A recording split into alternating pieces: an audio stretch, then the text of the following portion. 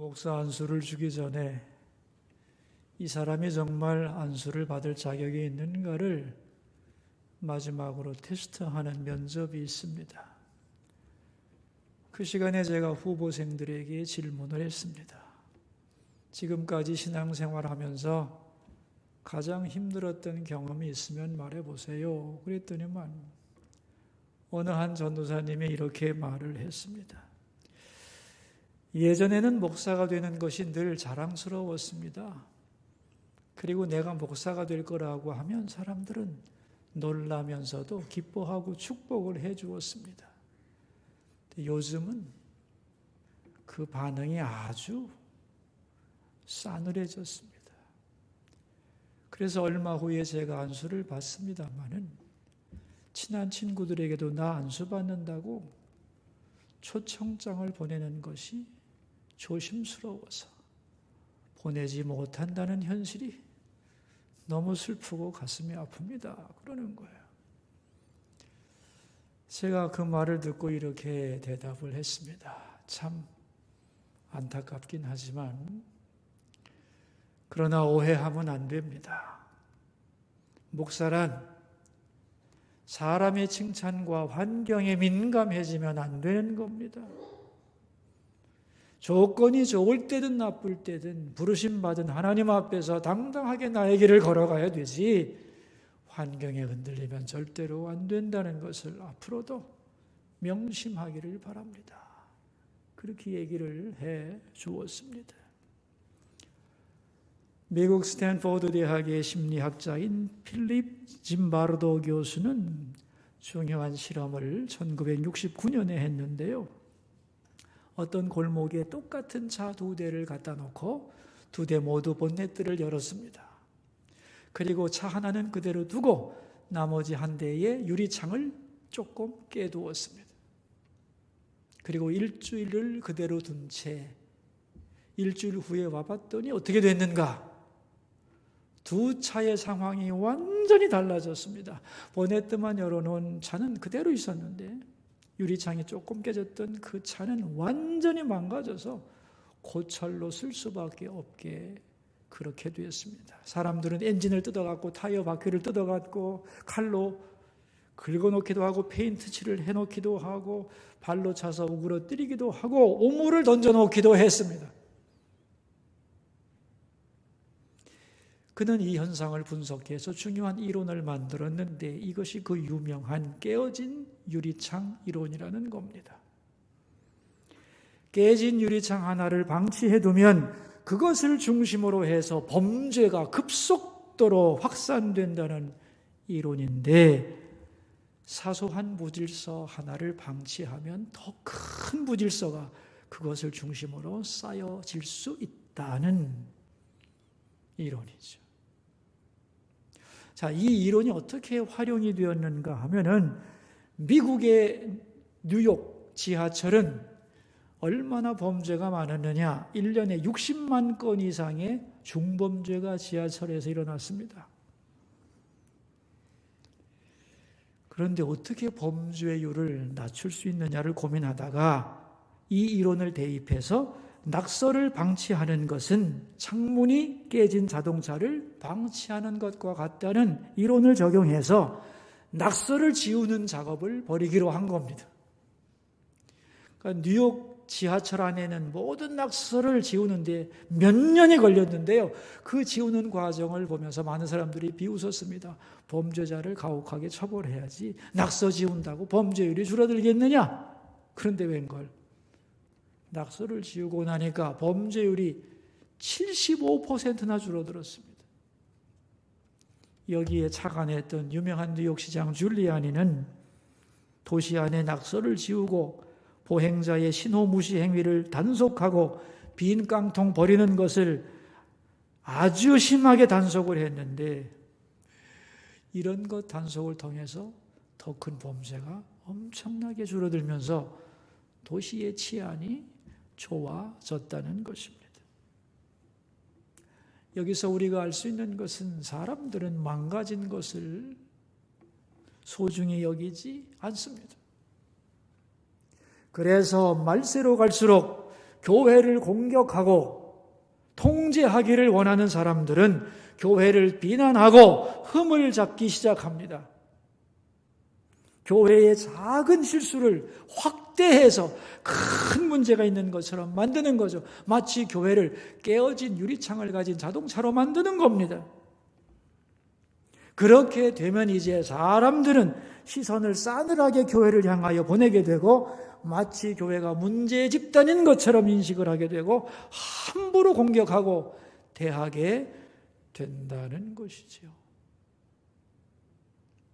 이렇게 외부로부터 오는 공격에 대하여 교회는 잘 대책을 세워 방어해야 되는 과제도 있고, 더 중요한 것은 그러나 내부의 요인이라는 거죠. 우리의 행실이 순결하고 깨끗하지 않으면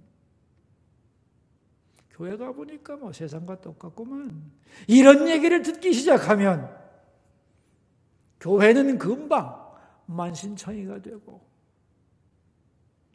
깨어진 유리창 같은 차의 신세로 전락을 하는 것이죠. 그래서 말세로 갈수록 교회와 성도는 자기의 순결을 지켜가고 교회의 거룩 수상을 유지하는 일에 힘쓰지 않으면 안 된다 하는 것입니다.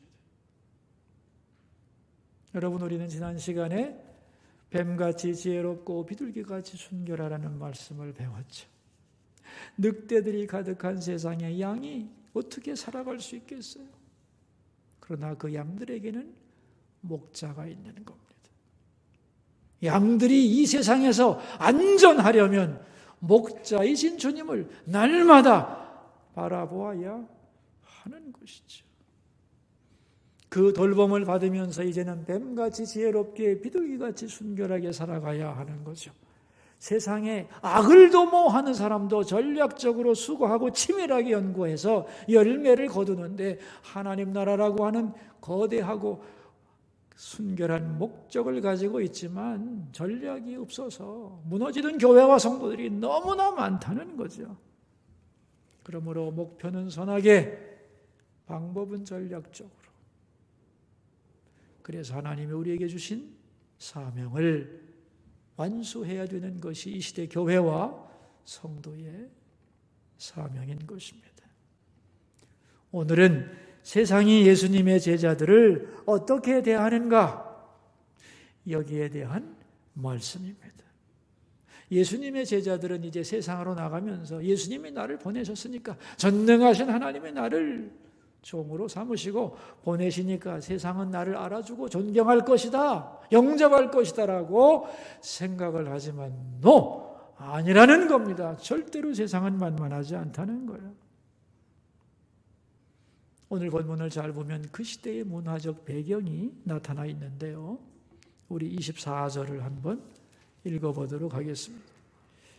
제자가 그 선생보다 또는 종이 그 상전보다 높지 못하니. 여러분, 제자는 선생님보다 높지 못하죠? 종은 상전보다 높지 못합니다. 자, 이런 경우를 한번 생각해 보도록 합시다. 스승과 제자가 어디를 방문하게 됐는데 그곳에 가니 스승은 이제 그 안으로 들어가고 제자는 같이 스승과 옆에 가서 앉는 거냐? 아니죠. 바깥에서 스승을 기다리는 겁니다. 종이 상전을 모시고 대감댁을 찾아갔는데 주인은 대감을 만나서 사랑방에서 얘기를 나누지만은 종은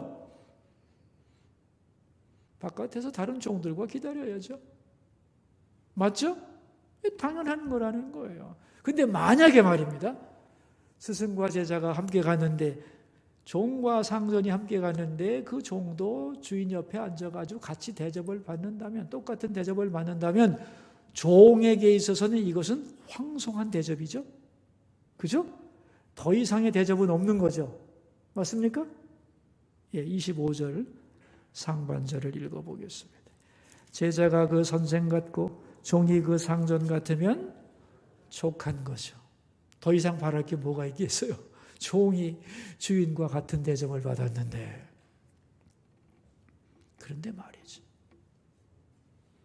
우리의 주인이신 예수님은 어떤 대접을 받았느냐는 거예요.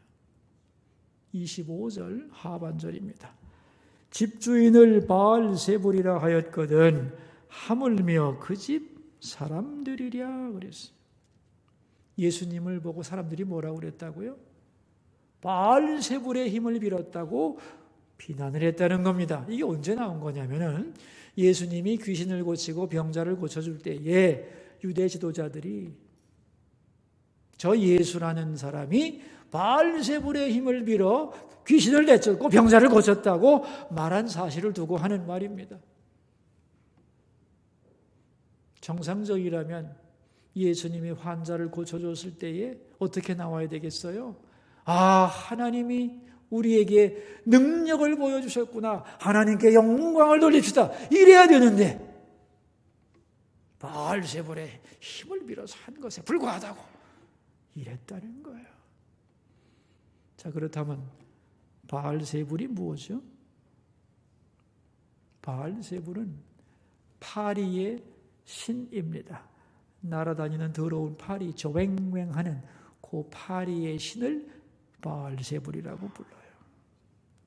옛날 블레셋 사람들은 파리가 앉아있는 음식을 먹으면 몸에 병이 걸린다는 걸 알았습니다.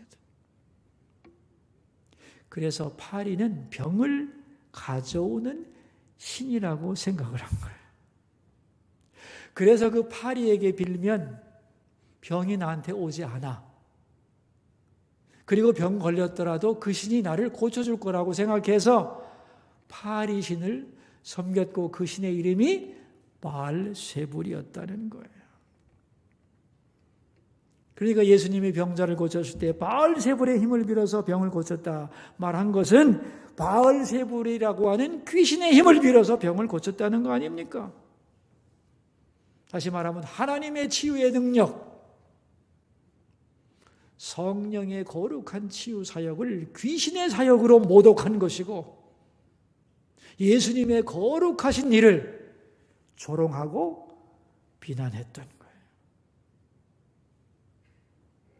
그런데 주인인 예수님을 세상이 그렇게 비난하고 공격했는데 예수님의 종인 너희들을 향해서는 어떻게 하겠느냐는 거예요.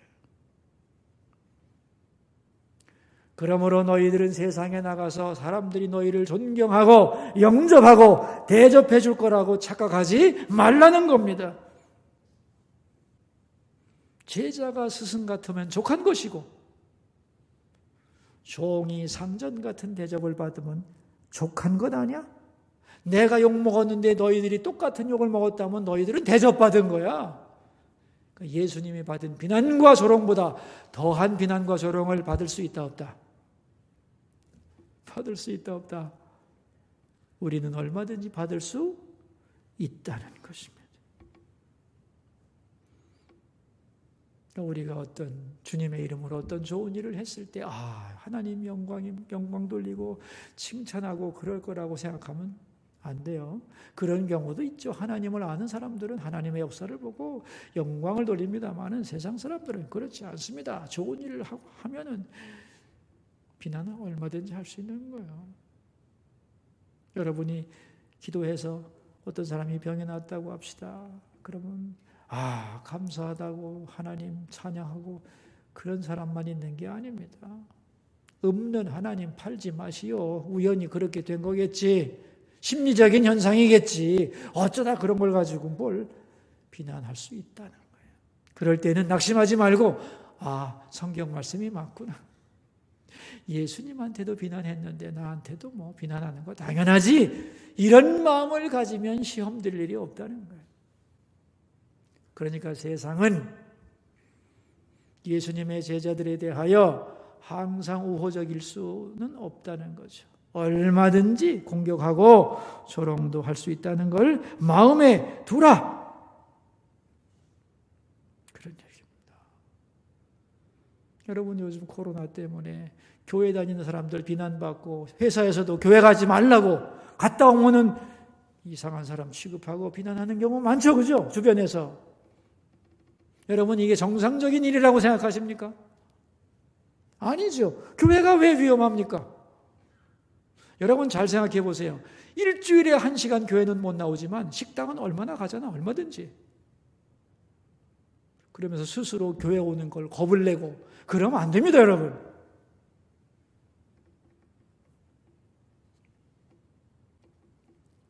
교회가 왜 위험합니까? 위험하다고 하는 프레임을 씌우는 거죠, 프레임을. 말세로 갈수록 세상은 교회를 곱게 보지 않을 것입니다. 점점 더 싸늘하게 공격해 들어갈 것입니다. 이유는 많습니다. 대표적인 이유 2가지만 든다면, 첫째는 종교다원주의 때문에 그렇게 될 것입니다. 종교다원주의는 뭐냐? 각자의 종교 속에는 나름대로의 그리스도가 다 있다는 거예요. 그래서 어느 종교를 믿어도 결국에는 하나님께로 가고 구원받는 것인데, 왜 예수 믿는 사람들은 오직 예수 그리스도를 믿지 않으면 안 된다고 독선적으로 주장하느냐는 거죠. 그러므로 세상은 갈수록 예수님의 절대성을 부인하고 뭐로 가도 서울만 가면 되는 거 아니냐고 하면서 예수 그리스도를 통해서만 가는 기독교를 점점 더 공격할 거라, 그런 얘기입니다. 예수님이 여러 번 말씀하셨습니다. 여기에 대하여 앞으로 자세하게 다룰 겁니다. 또 하나는 기독교는 죄에 대하여 분명하게 말씀합니다. 여러분, 어떤 세상의 종교도 깊이 들어가 보면 죄를 말하지 않습니다. 생각하기 나름이라는 거예요. 그런데 기독교는 잘못된 것을 잘못된 것이다, 죄를 죄라고 분명하게 말합니다. 철학적인 용어를 사용한다면 기독교는 절대 가치를 주장합니다. 하나님이 세상을 창조하시고 무엇이 옳은 것이고 무엇이 그른 것인지, 선과 악에 대하여, 의와 불의에 대하여 분명하게 말씀하죠. 그러나 세상은요, 절대적이지 않아요. 상대적입니다. 내가 좋으면 좋은 거고 내게 나쁘면 악이라는 겁니다. 그런데 절대 기준을 가지고 상대적인 세상을 평가하면 누가 좋아하겠어요? 당신 죄인이라는데, 죄인은 회개하고 돌아오라는데 어느 누가 좋아하겠어요? 그러므로 세상의 죄가 많아질수록 기독교의 가르침은 공격을 받게 되어 있는 겁니다.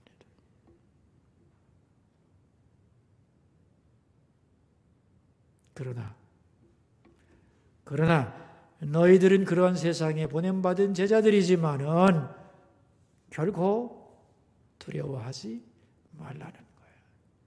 그래서 오늘 본문의 내용은 크게 2가지예요. 첫째는 예수님의 제자를 향한 경고입니다. 세상이 만만치 않을 거라는 경고와 함께 위로와 약속의 말씀을 주는 거예요. 그 속에서 너희들은 두려워하지 마라. 왜 두려워하지 말아야 되느냐? 그 두려워하지 않아야 되는 이유를 3가지로 설명합니다. 첫째는 26절인데 같이 읽읍시다. 그런즉 그들을 두려워하지 말라. 감추인 것이 드러나지 않을 것이 없고 숨은 것이 알려지지 않을 것이 없느니라. 감추어지고 숨은 것 때문에 두려워한다는 거잖아요. 그죠? 나의 지금 상황이 아무도 모르게 감춰진 것 같아. 세상으로부터 격리된 것 같은 두려움이 제자들에게 올 때가 있다는 거예요. 요즘 코로나 사태 때문에 많은 목사님들이 어떻게 시간을 보내야 되냐고 저한테 질문을 많이 했어요. 특별히 교회가 폐쇄됐을 때 교회도 가기 뭐하고 그러니까 막 방황을 하는 분들이, 제가 그분들에게 이런 말을 했습니다. 이럴 때일수록 집에 있지 말고 교회 가서 일을 하세요.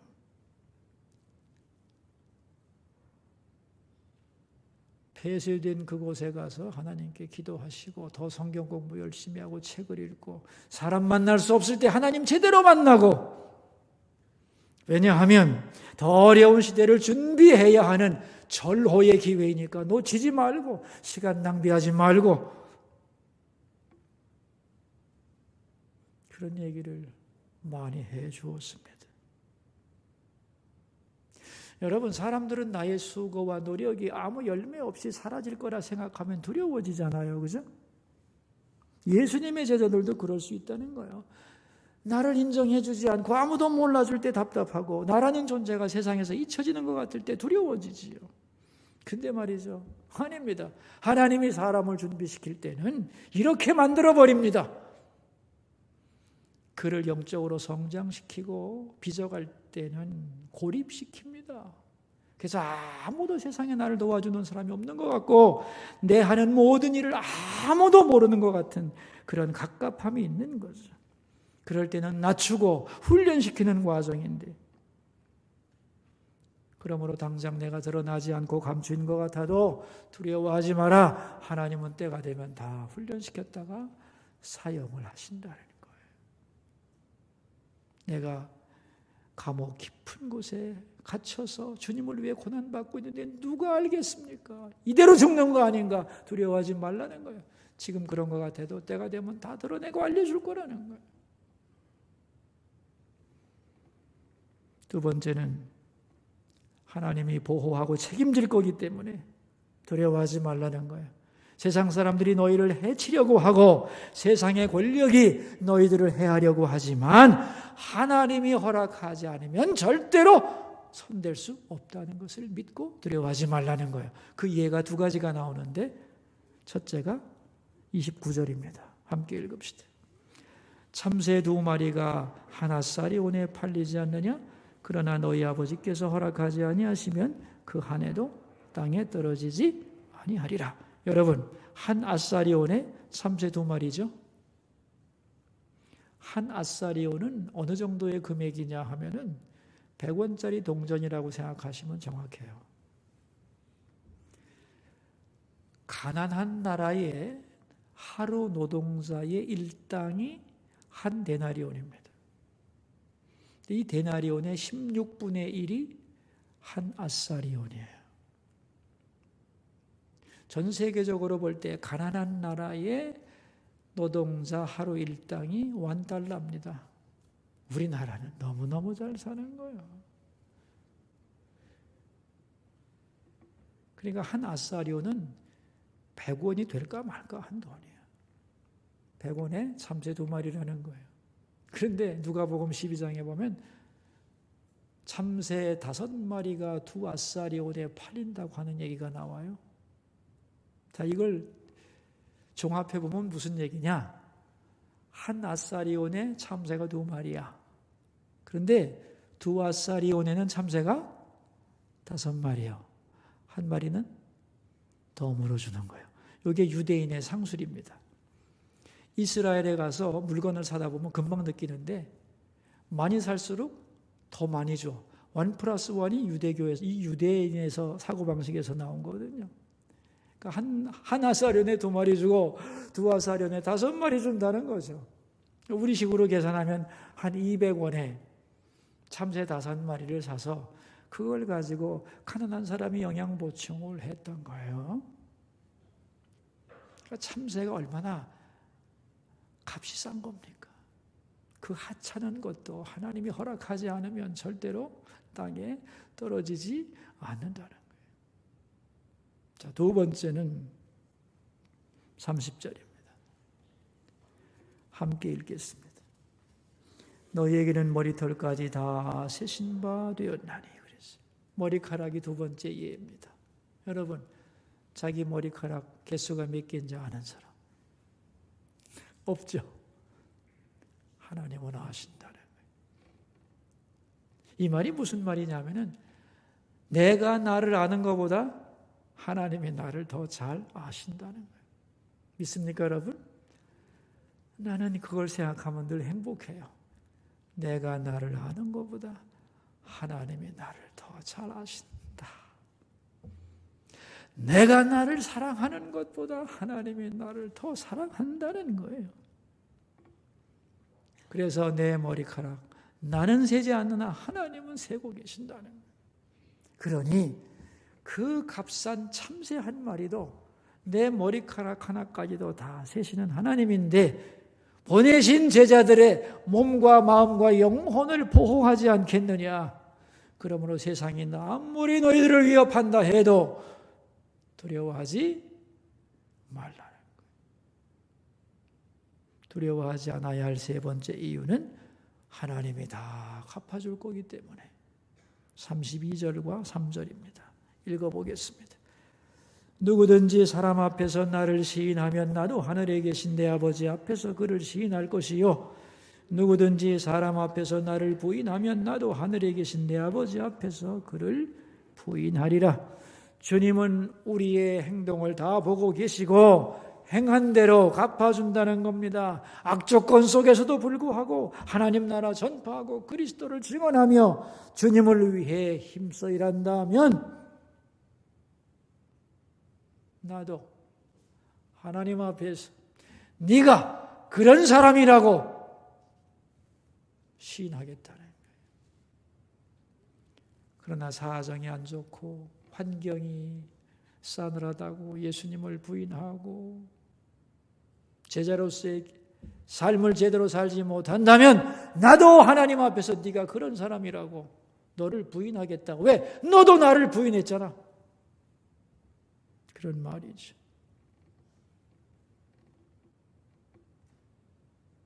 그리스도의 제자로 살아가면서 주님을 위한 희생과 헌신이 감추어지고 드러나지 않을 때 우리는 초조하고 실망하고 두려워할 수도 있다.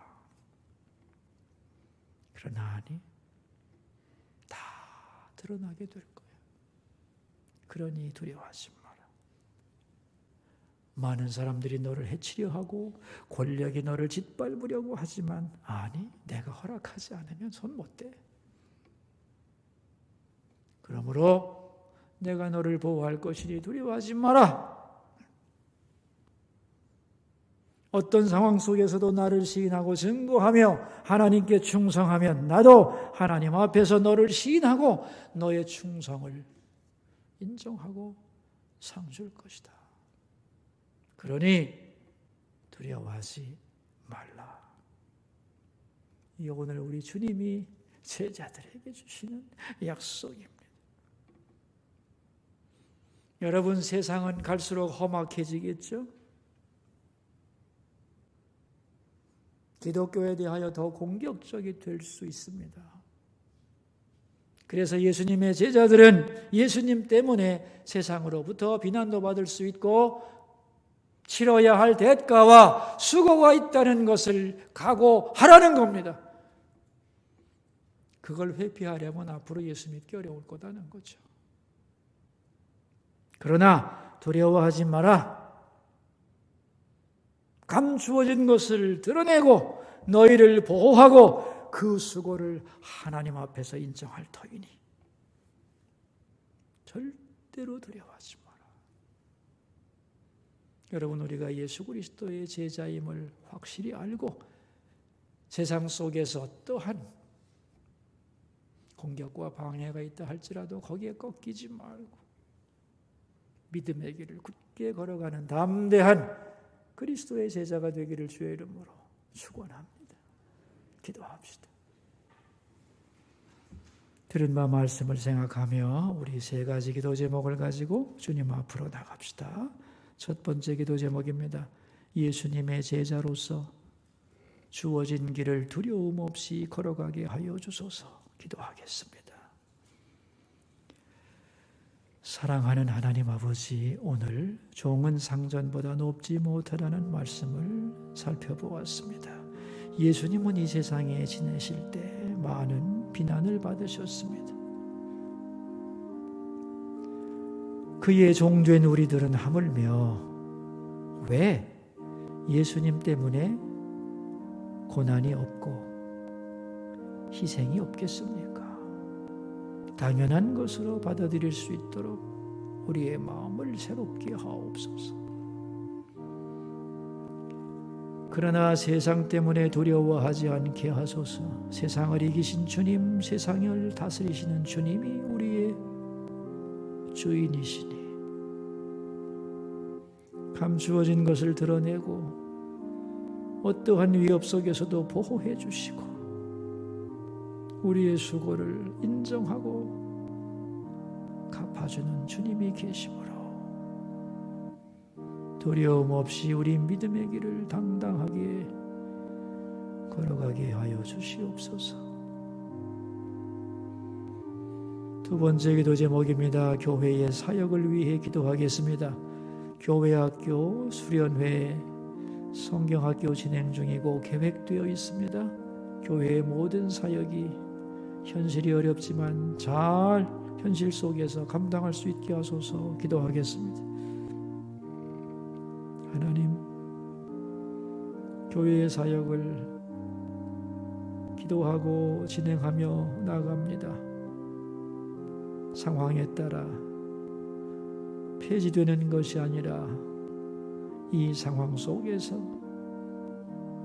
잘 감당할 수 있는 은혜를 내려주시고 특별히 우리 자녀들 교회의 겨울 사역을 통하여 믿음이 성장하고 주 예수 그리스도의 진리가 그들 심령 속에 새겨지게 하옵소서. 세 번째 기도 제목입니다. 한국교회와 우리나라를 위해 기도하겠습니다. 하나님, 이 땅의 교회들이 오늘도 예배합니다. 예배하는 곳마다 함께 하시고 참여한 주의 자녀들에게 복 주셔서 넉넉히 믿음으로 무장시켜 주시고 한 주일 동안 믿음으로 승리할 수 있도록 기름 부어 주소서. 어디서 예배하든지 그 현장에 주님이 임재하셔서 올바른 예배를 드리게 하시고 하나님 앞에 바로 설 수 있게 하옵시며 대한민국을 불쌍히 여기사 주께서 방패와 병거가 되시고 이 나라의 미래를 붙잡아 주옵소서. 어려운 경제, 위태한 안보, 어디를 갈지 모르는 방향을 잃은 정치가 회복되게 하시고 바라옵나니 우리 지도자들이 지혜와 분별력을 얻게 하시고 하나님을 두려워하고 국민들을 사랑하고 존경하게 하옵소서. 작은 권력, 짧은 권력에 집착하지 말고 마땅히 걸어가야 할 올바른 지도자의 길을 걷도록 도우시옵소서.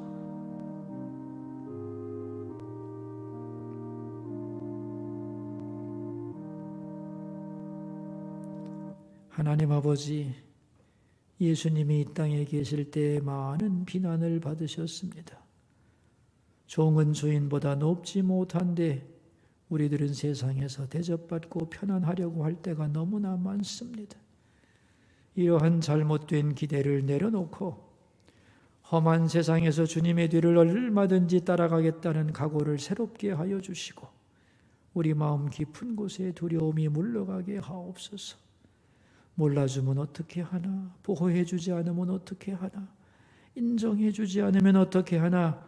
이런 생각 다 내려놓고 하나님은 나를 알고 계시며 나를 보호하시며 내게 상 주시는 분임을 끝까지 믿고 담대하게 믿음의 길을 걸어가는 성도들이 되게 하옵소서. 존귀하신 예수님 이름으로 기도하옵나이다.